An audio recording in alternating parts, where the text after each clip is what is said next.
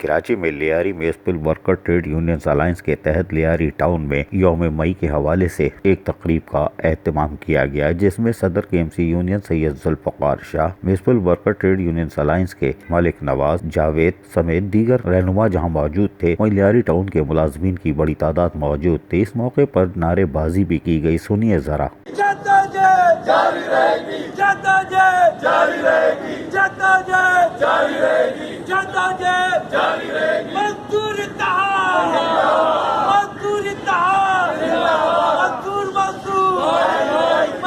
مزدور جدوجہد جاری رہے گی، جدوجہد جاری رہے گی، جدوجہد جاری رہے گی، مزدور مزدور، مزدور اتحاد،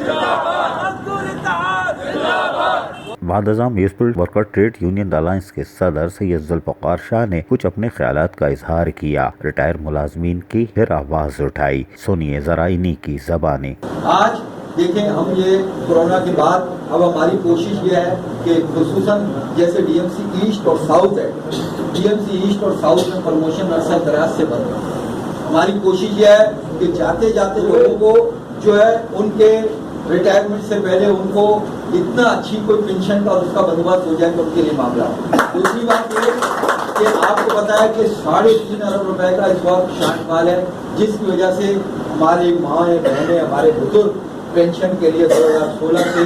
جو ہے گریجویٹی کے لیے دھکے کھا رہے ہیں۔ ہم نے میئر صاحب کو بھی اب تیار کیا ہے اور اس کو بھی کیا ہے، اب انشاءاللہ ہو سکتا ہے میڈل رمضان میں ہی ہم لوگ سب ہیڈ آفس بڑے کو تالا لگا کے، جب وہاں پیسے نہیں ہیں تو پھر اس کو تالا لگنا چاہیے،